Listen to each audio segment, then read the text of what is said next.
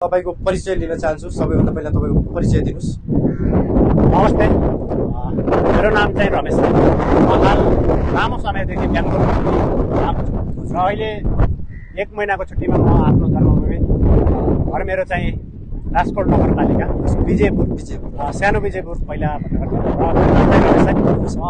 आज चाहिँ यो आरसीबी बजारमा तपाईँ यो छैटौं राष्ट्रपति रणनीतिको क्याम्प चलिरहँदा म यो क्याम्पलाई अलिकति गेम हेर्न आउँदै गर्दा तपाईँले यहाँको गेमको बारेमा थोरै के भन्नुहुन्छ? कस्तो लागिरहेछ तपाईँलाई गेम?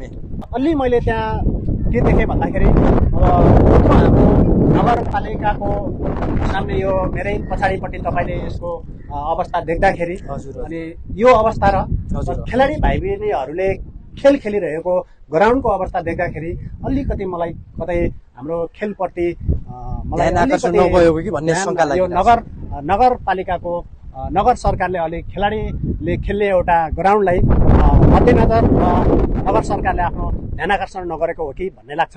यो यसको सन्दर्भमा यो राजकोट नगरपालिका पहिलाको जस्तो छ कि अहिले अलिक फरक छ? धन्यवाद यो क्वेसनको लागि।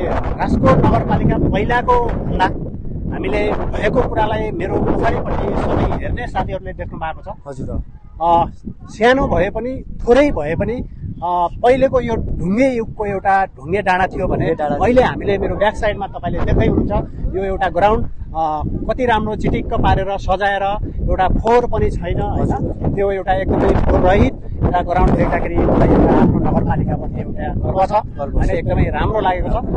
कतिपय धेरै नगर सरकारदेखि आलोचना पनि होलान्, कसैको गुनासोहरू धेरै होलान्, तर यो कुरा यति र थोरै भए पनि यो एकदमै विकास र हाम्रो ठाउँमा त्यो एउटा यो के भन्थ्यो पहिला यसको नाम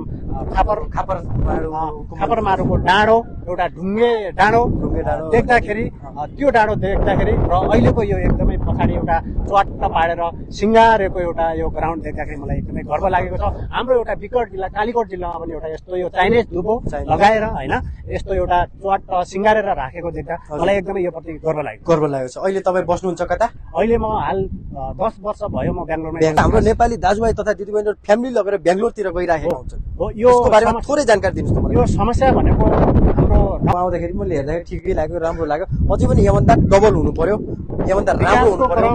एकै बेरी माथि चाहिँ पुग्दैन। विकासको क्रम बिस्तारै बिस्तारै विकास भने खुट्किला बनाउँदै माथि जाने कुरा र यस्ता ग्राउन्डहरू सयौं ग्राउन्डहरू बनाउनु पर्नेछ हाम्रो राजकोट नगरपालिकामा। यस्ता यो प्रतीक्षालयहरू हजुर धेरै बनाउनु पर्नेछ र यति मात्रै पनि नभएर नगर सरकारको पनि ध्यान आकर्षण जाओस् यस्ता फिल्डहरू हजुर राजकोट नगरपालिकामा धेरै जरुरत छ। र थ्याङ्क यू सो मच। म थोरै अरू केही सोध्न चाहन्छु तपाईँले। हाम्रो राजकोट नगरपालिकामा इलाका प्रशासन कार्यालय आएको छ, तपाईँ यसमा कति खुसी हुनुहुन्छ र यसको बारेमा थोरै जानकारी दिनुहोस्। इलाका प्रशासन कार्यालय यो जो अहिलेको सरकार आएको छ हजुर यो भन्दा पहिल्यै आएको र लिएको भन्ने मैले रविबार र यस्तो यो खबरहरू सुनिरहन्थेँ हजुर।